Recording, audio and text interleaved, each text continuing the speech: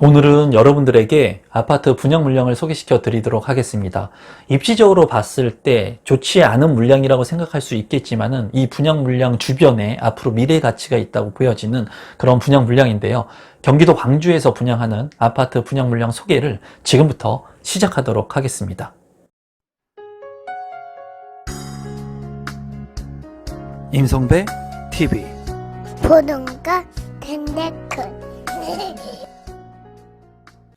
오늘은 미래가치 오포자이 오브제라고 하는 주제로 제가 영상을 좀 제작해 보도록 하겠습니다.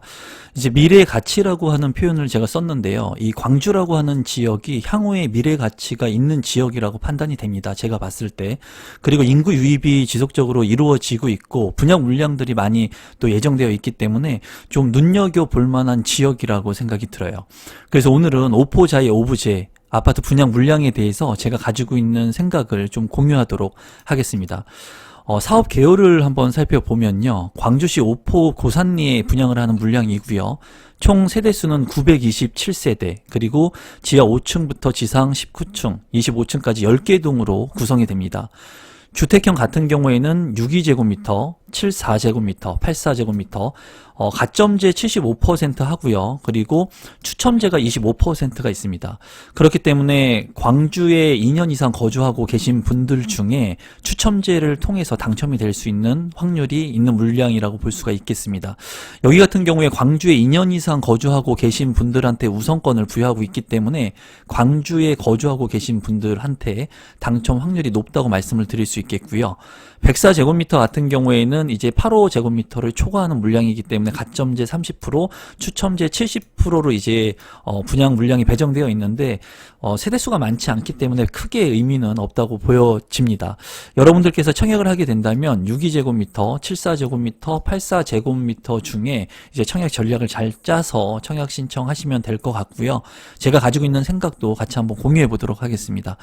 입주 시기는 2024년 8월에 예정인 물량입니다.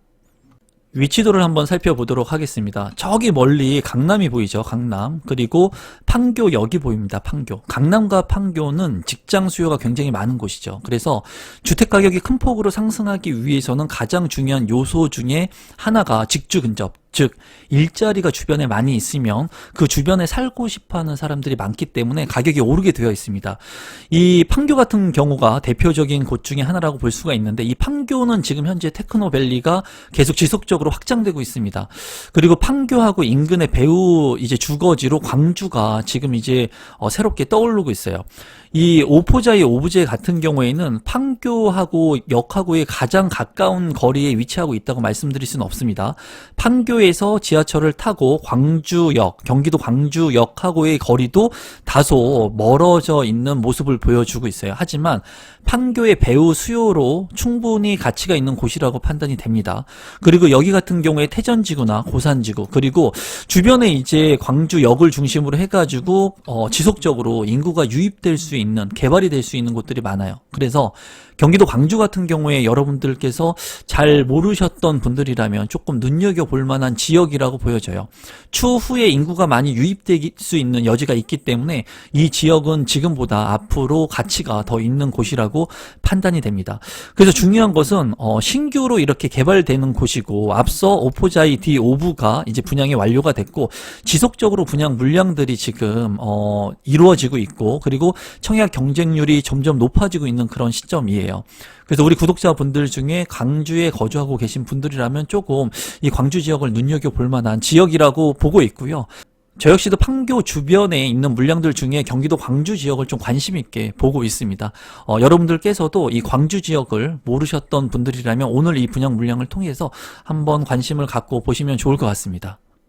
오포자이 오브제 같은 경우에는 주변에 이제 학교가 조금 멀다는 그런 단점은 있습니다. 그리고 약간 고립되어 있는 형상을 보여주고 있는데, 이제 오포자이 D 오브와 같이 연계해가지고 하나의 자이 주거 벨트를 만들 것으로 예상이 되고요. 주변에 근린공원이라든가 문화공원들이 또 계획이 되어 있기 때문에 쾌적한 자연 환경의 입지를 기반으로 더욱더 살기 좋은 곳으로 변모할 것이라고 생각이 들어요. 그리고 도서관이나 유치원, 초등학교 이런 지구 주변의 개발이 지속적으로 이루어지면서 실제로 실거주하시기에는 그래도 굉장히 좋은 주거 환경이 앞으로 개선될 거라고 생각이 듭니다. 가격적인 측면을 본다면 오포자이 오브제이 모습이고요. 그리고 이제 오포자이 D 오브 3블록하고 4블록이 있습니다. 여기 같은 경우에 청약 경쟁률 같은 경우에는 14대1, 15대1 거의 비슷하게 나왔습니다. 이제 이번에 분양하는 물량하고 바로 최인근에 있는 물량이기 때문에 제가 봤을 때 분양 가격도 거의 비슷하게 책정이 되었습니다. 이 오포자이 DOV 3블록과 4블록 이 경쟁률 정도 아니면 더 높은 경쟁률을 만들 수도 있을 것으로 예상이 됩니다. 점점 분양가가 올라가고 아파트 청약의 희소 가치가 높아지는 시기이기 때문에 많은 분들이 관심을 갖고 계실 거라고 보여지고요. 그리고 힐스테이트 같은 경우 주변에 있는 힐스테이트의 실거래 가격이 이제 34평이 7억 9,500만 원의 실거래가가 책정이 되었습니다. 이제 구단지 같은 경우에도 실거래가가 높게 책정이 되어 있기 때문에 제가 봤을 때 이제 3억 이상의 마진이 있다고 많은 분들이 얘기를 하는데 안전적인 그런 마진은 그래도 2억 정도는 깔려 있다고 보여져요. 그러니까 지금 평면 구성도 제가 봤는데 굉장히 잘 나왔습니다. 자이라고 하는 브랜드 그리고 평면 구성 그리고 입지적인 측면으로 봤을 때 이제 역세권의 입지는 아니지만 체계적으로 개발되는 그런 곳이기 때문에 그런 가치가 다 부여되게 된다면 그래도 지금 현 시세보다는 가격이 더 오를 수 있는 여지가 많은 곳이라고 보여지고요. 주변에 있는 이제 20년 차 된 아파트의 가격이 이제 4억 9천만 원에 거래가 된 것으로 보여집니다. 이런 것들을 봤을 때 신축 아파트의 가격은 더욱더 높게 상승할 수 있는 여지가 있다고 보여지거든요. 이런 부분들을 여러분들이 유념하셔가지고 실제 입지를 한번 직접 가 보셔서 확인해 보시고 청약을 하시려고 하시는 분들은 참고하시면 좋을 것 같습니다. 조감도를 한번 살펴보도록 하겠습니다. 주변에 이제 산을 끼고 있는 모습이기 때문에 녹지 공간이 굉장히 풍부하고요. 제가 말씀드렸지만 저는 이런 자연 환경이 우수한 지역들을 제 개인적으로는 선호합니다. 문화공원 기부 체납으로 인해 가지고 공원이 바로 주변에 있을 것으로 예상이 되고요. 앞서 분양한 오포자이 D 오브가 분양 완료가 됐기 때문에 이런 자이 아파트들과 연계해 가지고 주거 단지, 주거 벨트 라인을 형성할 것으로 보입니다. 고산천을 통해 가지고 또 이제 자연 환경이 쾌적할 것으로 보여집니다. 단지 배치도를 보게 된다면 이제 남동향과 남서향으로 구성이 된 그런 모습이고요. 그리고 정남향의 구조로 이제 배정이 된 동들도 있는 것으로 보여집니다.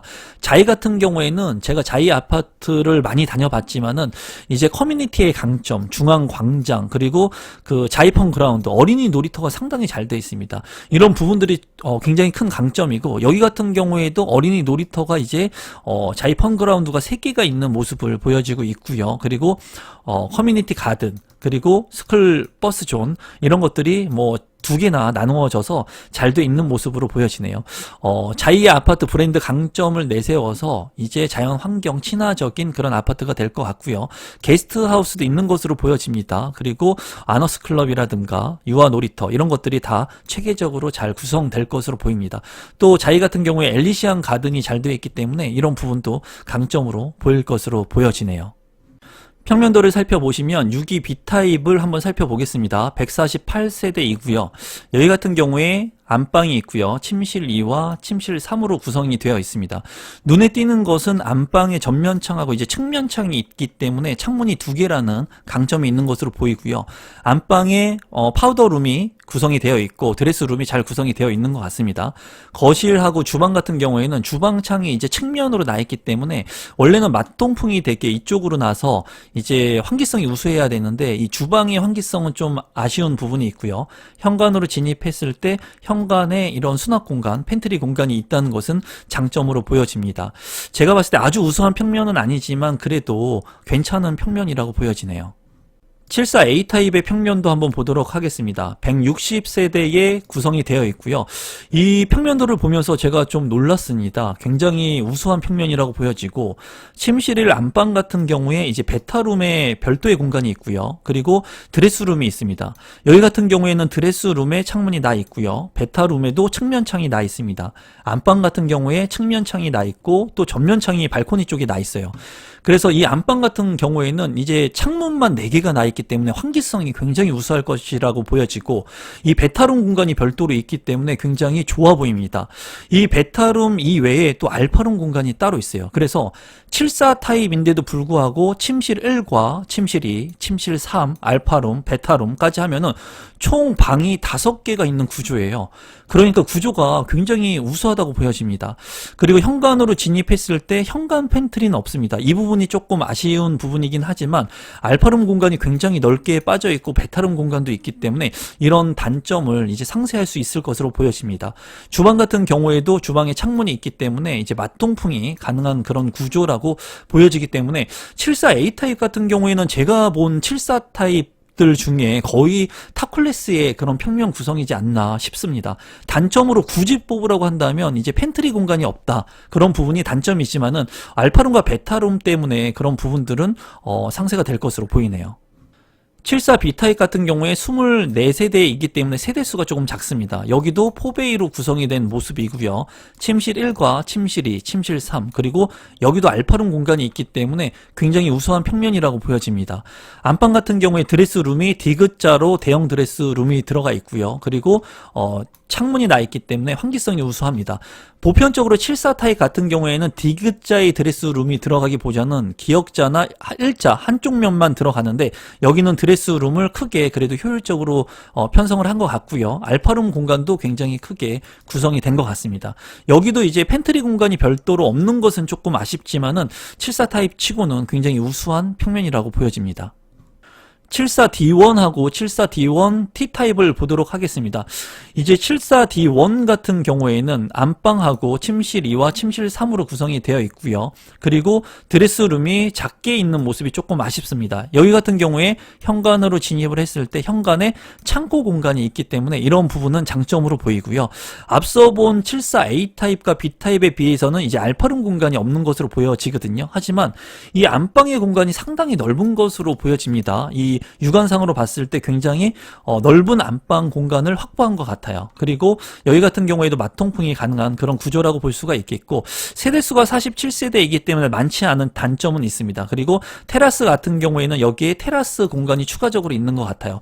이 테라스가 있는 공간은 많은 사람들이 더욱더 선호할 것으로 예상이 됩니다. 74D2 타입하고 74D2 T타입을 보도록 하겠습니다. 이제 여기 같은 경우에도 안방하고 거실, 침실 2와 침실 3으로 구성이 되어 있고요. 여기 같은 경우에는 이제 드레스룸 공간이 있고 별도의 공간이 이렇게 있네요. 그래서 이 자이에서 평면 구성을 봤을 때는 공간 활용을 굉장히 잘한 모습을 보여주고 있는 것 같습니다. 현관으로 진입했을 때 현관 창고까지 있기 때문에 팬트리 공간이 있는 것은 장점이라고 보여지네요. 그리고 74D 테라스 공간 같은 경우에는 이제 포켓 테라스가 있기 때문에 이런 부분은 장점이라고 보여집니다. 이 테라스 공간이 있는 공간들은 많은 사람들이 관심을 갖고 볼 것으로 보여지네요. 84A 타입은 133세대이고요. 여기 같은 경우에도 이제 4베이로 구성이 된 모습이고요. 안방 같은 경우에 베타룸 공간이 별도로 있습니다. 74A 타입과 비슷한 그런 모습인 것 같고요. 드레스룸이 있고 여기도 드레스룸에 창문이 있고요. 그리고 베타룸에 측면창이 있습니다. 그리고 침실 같은 경우에도 측면에 창이 있고 발코니 쪽에 창이 있어서 4개의 창문이 있고요. 제가 최근에도 이런 구조를 갔다 왔는데 이 베타룸의 공간 활용도가 굉장히 큽니다. 서재로 쓸 만큼 굉장히 큰 공간 구성을 활용하고 있기 때문에 이 베타룸을 잘 활용하게 된다면 추가적인 방으로 충분히 쓸 수 있을 것 같아요. 그리고 침실 2와 침실 3 넓은 공간으로 보여지고요. 침실 4 같은 경우에도 굉장히 크게 구성이 되어 있습니다. 74A 타입과 틀린 것은 현관에 진입했을 때 여기 추가적인 팬트리 공간, 창고 공간이 있기 때문에 이런 공간 활용도 측면에서 84A 타입은 굉장히 우수한 평면이라고 보여집니다. 84B 타입 같은 경우에 66세대이고요. 4베이로 구성이 되어 있고 침실 1과 2, 3 그리고 침실 4로 4개의 방으로 구성이 되어 있습니다. 84 타입인데도 불구하고 방이 4개나 구성이 되어 있기 때문에 우수한 평면이라고 보시면 되겠습니다. 드레스룸 같은 경우에도 D자의 대형 드레스룸 창문이 잘 나 있는 모습이고요. 그리고 주방 같은 경우에도 창문이 나 있기 때문에 맞통풍의 환기성이 우수할 것 같습니다. 침실 4도 작지 않은 규모이고요. 현관으로 진입했을 때 신발장 이외에 팬트리 공간이 있기 때문에 추가적인 공간도 굉장히 우수한 모습이네요. 84D1하고 84D1T 타입도 한번 보도록 하겠습니다. 84D1 같은 경우에 이제 4베이로 구성이 된 모습이고요. 여기서 좀 특이한 것은 주방에 별도의 이제 식탁을 놓을 수 있는 공간, 분리형으로 이렇게 되어 있습니다. 이런 공간 같은 경우에 이제 넓은 식탁을 놓고 서재 공간으로 좀 쓸 수도 있습니다. 같이 활용을 할 수도 있는데, 여기 같은 경우에 주방과 식탁 공간이 분리되어 있다는 이런 부분이 뭐 장점일 수도 있고 단점일 수도 있습니다. 이건 사람마다 케이스 바이 케이스이기 때문에 선호도에 따라서 틀려진다고 보시면 될 것 같고요. 침실 1 같은 경우에 드레스룸이 있고 실외기실이 이쪽으로 있네요. 그래서 창문을 열어놓게 된다면 그래도 환풍이 가능한 구조입니다. 그리고 여기 같은 경우에는 방이 이제 3개로 구성되어 있기 때문에 어떻게 보면은 방의 그 개수 측면에서는 조금 단점적인 부분이 있어 보이고요. 현관으로 진입을 했을 때 현관 창고는 그래도 좀 넓어 보이는 모습입니다. 이 구조도 그렇게 나쁘지 않은 구조이고요. D1T 같은 경우에 여기에 넓은 또 포켓 테라스 공간이 있기 때문에 이런 부분은 굉장히 강점으로 보여지네요. 84D2하고 84D2 테라스의 모습을 보도록 하겠습니다. 여기 같은 경우에도 침실 1과 침실 2, 침실 3으로 되어 있어서 방은 총 3개로 되어 있는 모습이고요. 안방의 드레스룸이 상당히 큰 모습으로 보여집니다. 대형 드레스룸이 있는 모습이 있고 현관으로 진입했을 때 창고 공간이 있어서 공간 활용도가 높은 것 같습니다. 그리고 여기 같은 경우에 주방, 식당 옆에 또 추가적인 공간이 있기 때문에 다용도실 이외에 별도의 공간을 요소에 넣은 모습입니다. 84D2 테라스 같은 경우에는 이제 포켓 테라스 공간이 있기 때문에 여유 공간이 있다라고 보시면 되겠네요. 전반적으로 모든 타입의 평면 구성은 나쁘지 않은 것 같습니다. 104A 타입은 2세대 밖에 되지가 않아요. 그래서 이제 현관으로 들어왔을 때 양쪽으로 나누어져 가지고 공간 활용을 할 수 있는 모습이고요.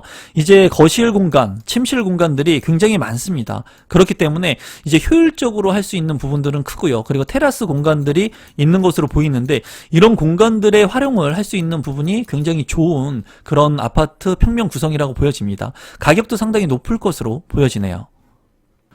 신청 자격 및 선정 방법을 보면은 여기 같은 경우에 1순위 자격 요건을 갖추어야 되고요. 경기도 광주에 2년 이상 계속 거주하신 분을 우선으로 공급하기 때문에 경기도 광주에 거주하고 계신 분들이 당첨 확률이 높겠습니다.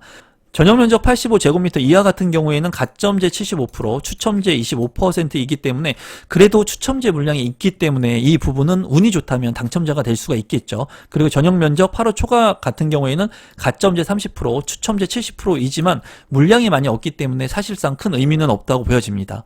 그리고 예치금 같은 경우에는 사전에 충족을 해 놓으시면 1순위 자격 여건을 부여받을 수가 있겠습니다. 분양 일정을 보게 된다면 이제 특별 공급이 25일, 그리고 1순위 해당 접수가 이제 26일, 그리고 27일에 1순위 기타 접수가 있고요. 당첨자 발표일은 11월 3일에 당첨자 발표가 있으니까 여러분들께서 참고하시면 되겠습니다. 마지막으로 분양 가격하고 제 생각을 좀 공유하도록 하겠습니다. 62제곱미터 같은 경우에 이제 3억대의 분양가가 책정이 되어 있습니다. 하지만은 여기 같은 경우에는 그 발코니 확장 비용이 좀 비싼 것 같아요. 한 1,500만원 정도 이상으로 책정이 되어 있기 때문에 발코니 확장 비용은 조금 비싼 감이 있습니다. 74제곱미터 같은 경우에는 이제 4억대 중반대의 분양가가 책정이 되었고요. 84 타입 같은 경우에 이제 4억 후반에서 5억대의 분양가가 책정이 되어 있습니다. 그리고 이제 104 타입 같은 경우에는 8억 6,400만원의 분양가가 책정이 됐습니다. 84 타입 이하로는 이제 25%의 추첨제 물량이 있기 때문에 여러분들께서 청약 전략을 잘 구사하시면 될 것 같은데요. 제가 봤을 때 지금 현재 이 청약 물량들이 많지가 않고 그리고 신축 아파트의 선호가 굉장히 높은 시점이에요. 이 분양 물량 같은 경우에는 분양가가 높다고 저는 개인적으로 생각하진 않고요. 적정하게 분양가가 나왔고 주변 단지와 비교한다면 그래도 안전 마진이 확보되어 있는 그런 분양 물량이라고 보여집니다.